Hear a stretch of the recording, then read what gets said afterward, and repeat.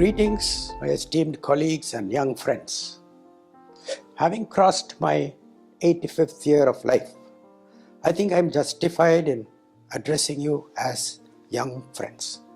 At the outset, I wish to thank the pharmaceutical company Brinton for giving me this moment in the sun. I joined the Madras Medical Service in the year 1965 as Assistant Professor of Dermatology.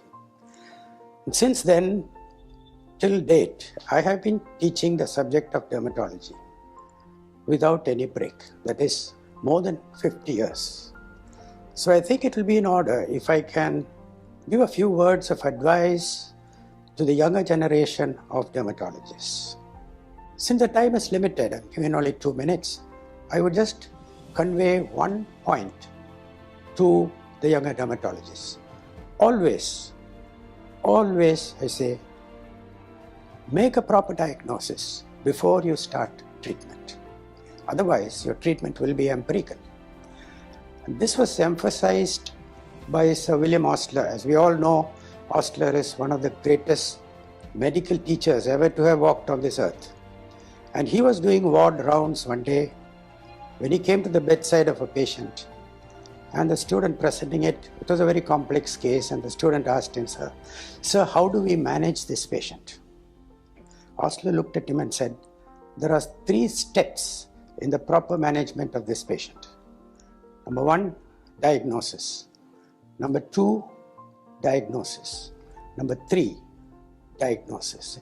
Laying great emphasis on diagnosing a disease before starting treatment or management.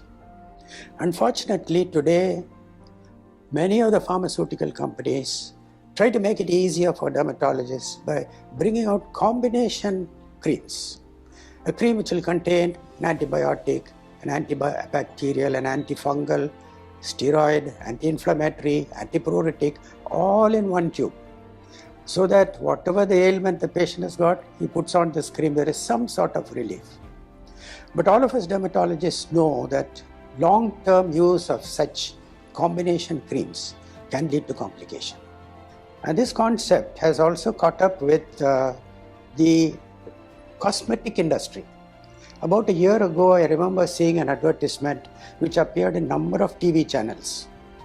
This was a good-looking North Indian Bollywood actress. And she was advertising for a hair oil. And she first said that she had 5 problems with her skin and with her hair, and all of them were sorted out by using this particular hair oil. Then she'll hold the hair oil and very dramatically say, 5 problems and 1 solution. But as far as we are concerned, it should be 1 problem and 1 solution. Sometimes we may not be able to come to an exact diagnosis. However, we try. In these cases, we are justified in giving symptomatic treatment.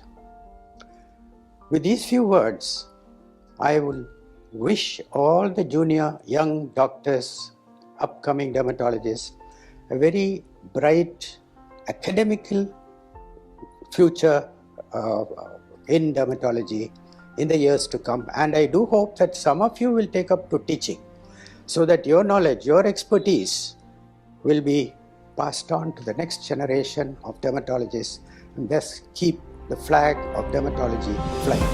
Thank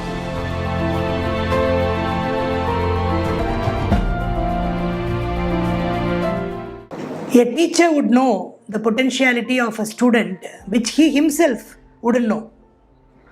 I am the classical example of such case. I was a very ordinary student. It was my teacher who found the potential in me. There was a skin biopsy specimen sent to Professor Patrick Yesudian way back in 1995 for his opinion. He saw the slide, diagnosed and sent the report to the Madras Medical College after his retirement. But he also asked the postgraduate who has done this biopsy to come and see me. I was feeling very nervous I thought I have committed a mistake, because a great teacher, a great personality like Professor Patrick is calling me after seeing the work done by me. So I went there very anxiously, but he said, "You have done a very good job. After a very long time, I have seen a biopsy very deep enough to diagnose correctly. Keep up doing the good job and learn well." He also said, "You have a very good handwork and you will excel in procedural dermatology, because of which I am here as what I am now."